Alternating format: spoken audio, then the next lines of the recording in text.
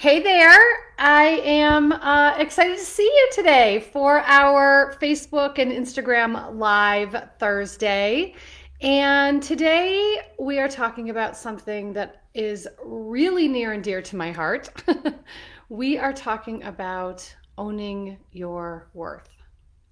So, as a way into this, I first want you to consider the ways in which you're currently trying to earn or prove your own worth, your own value. What are the ways that you determine your own worth? I know for decades of my life, I attached my worth and my value to what I did, what I produced, what I achieved, what I did for others, how I showed up for others. So I was constantly in the position of putting my own worthiness in someone else's wagon. That's how I often say it. I attach my worthiness to someone else's wagon, and I'm letting someone else be the determiner of my own worth and my own value. And so, just for yourself, check in and see about the ways in which you might be doing this. Are you saying yes when you want to say no because you think that's going to make you more valuable? Are you are you doing things that cross your own boundaries so that others will perceive you in a certain way? Are you taking on more responsibility than is yours at work, for example? Are you doing things for others because you want to create a persona or perception of yourself in the eyes of others? So all of these can be ways in which we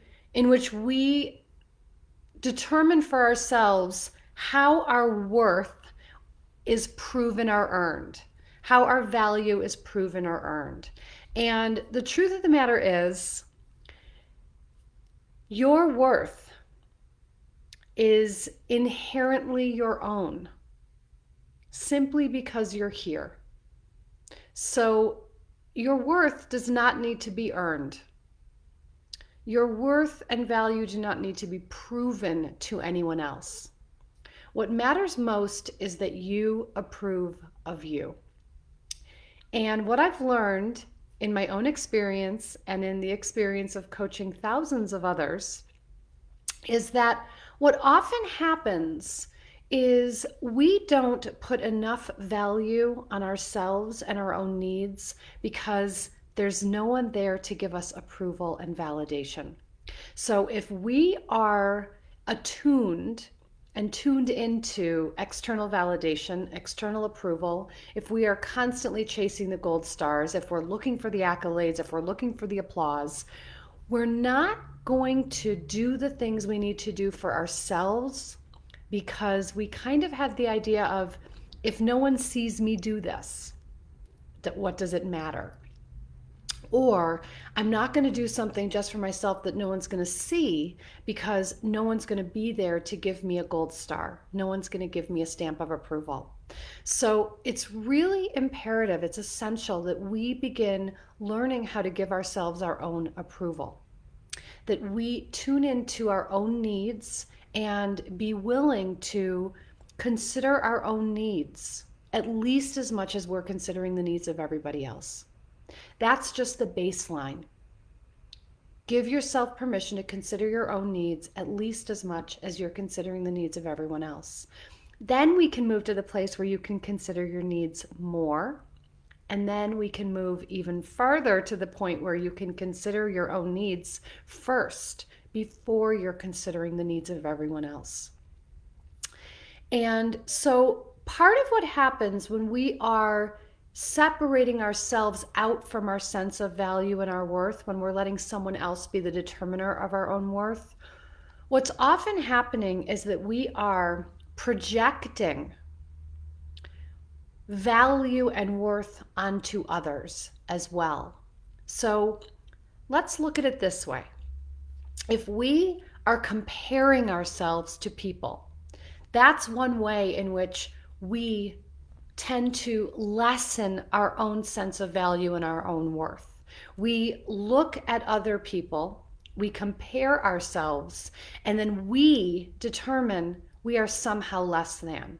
Now, certainly, this can originate in imprinting of beliefs and messages that occurred long ago, all those shadow beliefs that lead us to that funnel of I'm not good enough, I'm not enough, I'm not worthy. Really all the shadow beliefs funnel down into this singular I'm not worthy. So when we're in comparison mode, we're comparing ourselves to someone else. What often happens is we put ourselves in the one down position because we don't think we have what they have. So we see other people and we are admiring them, we are enthralled by them, we are feeling inspired by them, we're identifying ways in which they're better than we are. And who am I to do this?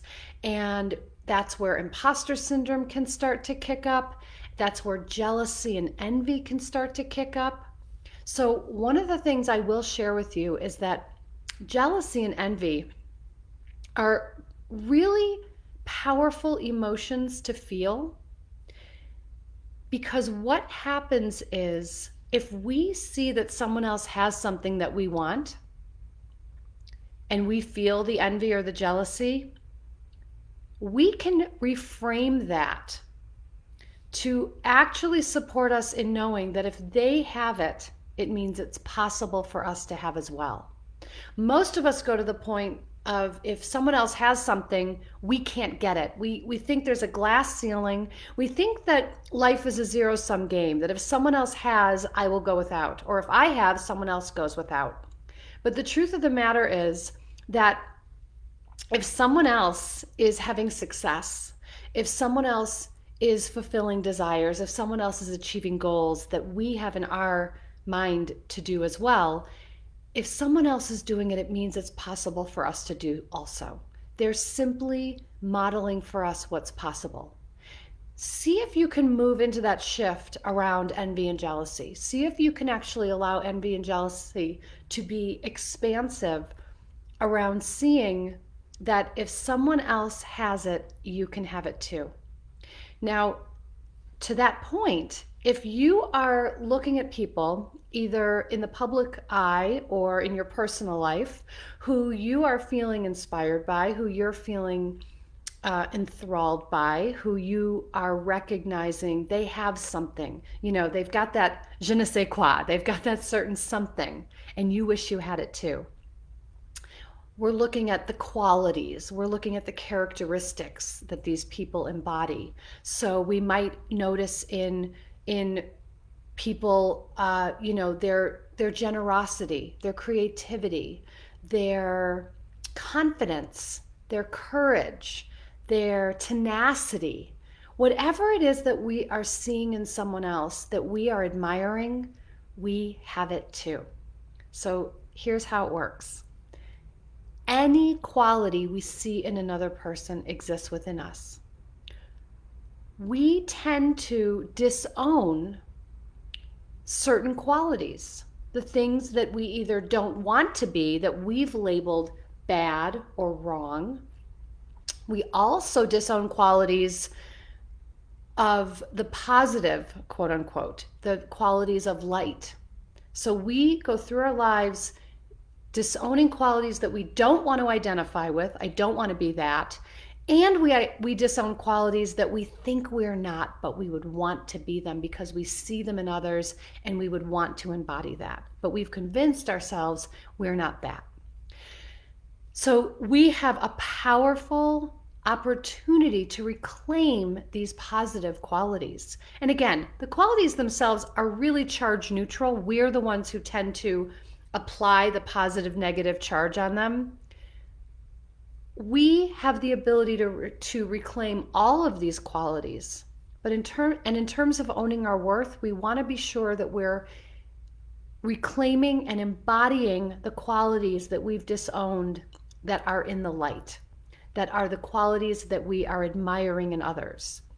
these qualities that we know that if we harnessed, if we cultivated, if we nurtured in ourselves, would support us best in having the life we want to have.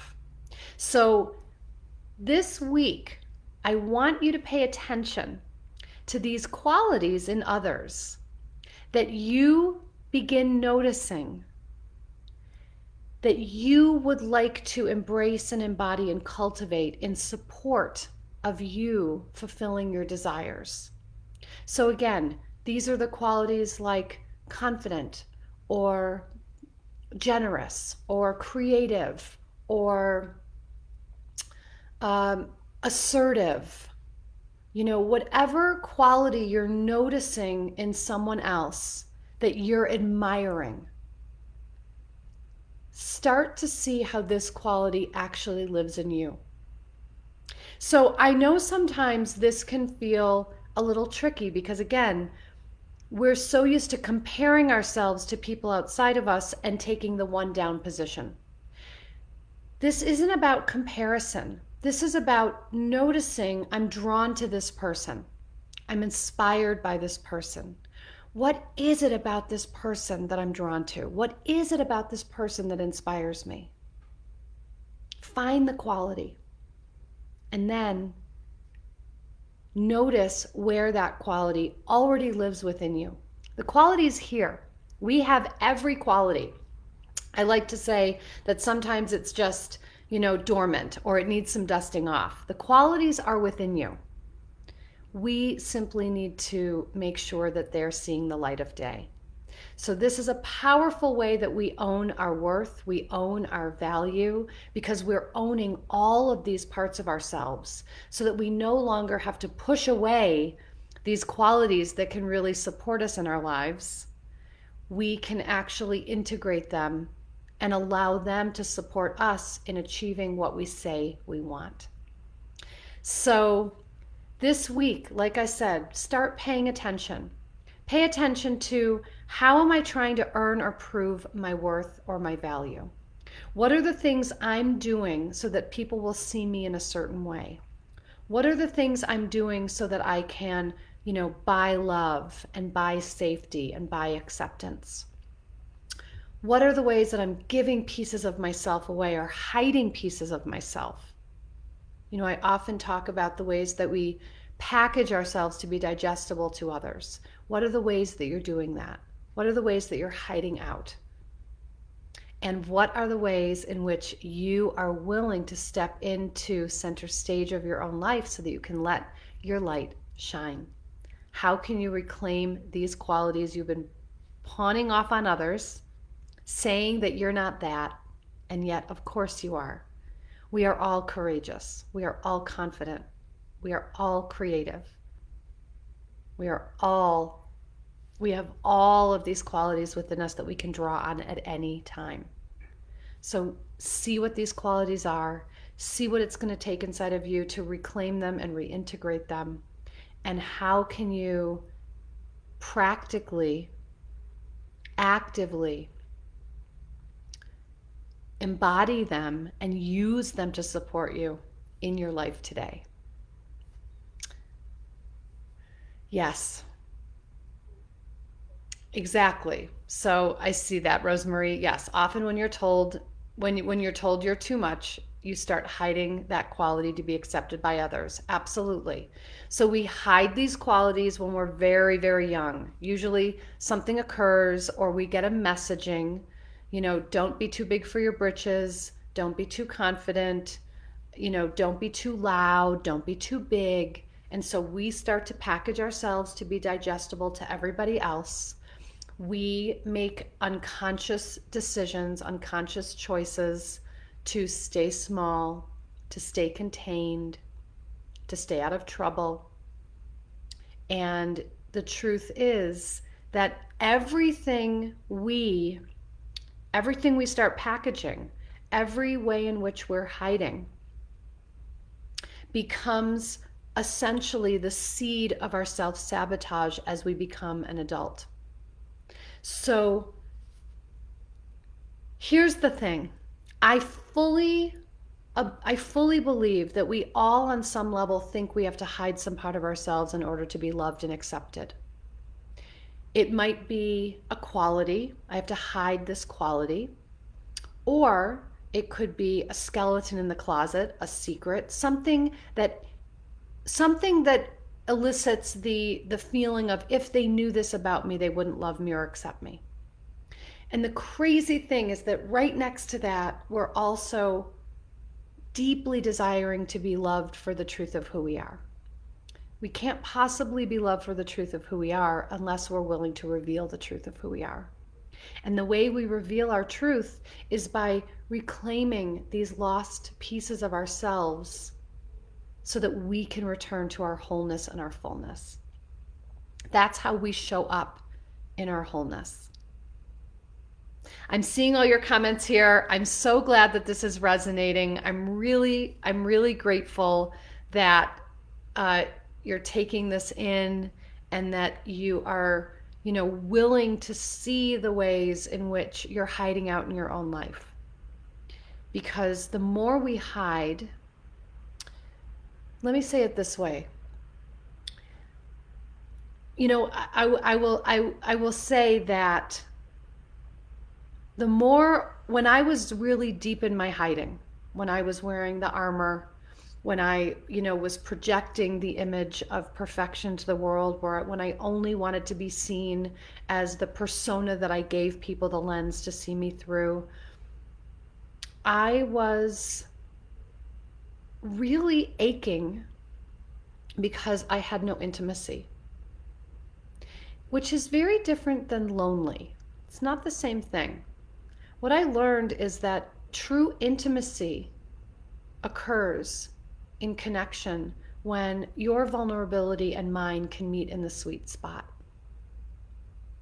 So we're not really going to be fulfilled and satisfied by connection until we are able to share those vulnerable pieces of ourselves with the people who can hold us. I see that, Sarah. I hear quit being so sensitive a lot. Yep. So when we hear this, we internalize sensitive as being bad, as being negative. And I'm simply wanting you to shift this to, what if sensitive becomes one of your most powerful and potent qualities? How can you call on and harness the power of sensitivity? How does your sensitivity serve you? And how does your sensitivity become a beacon? How does it become the source of your light?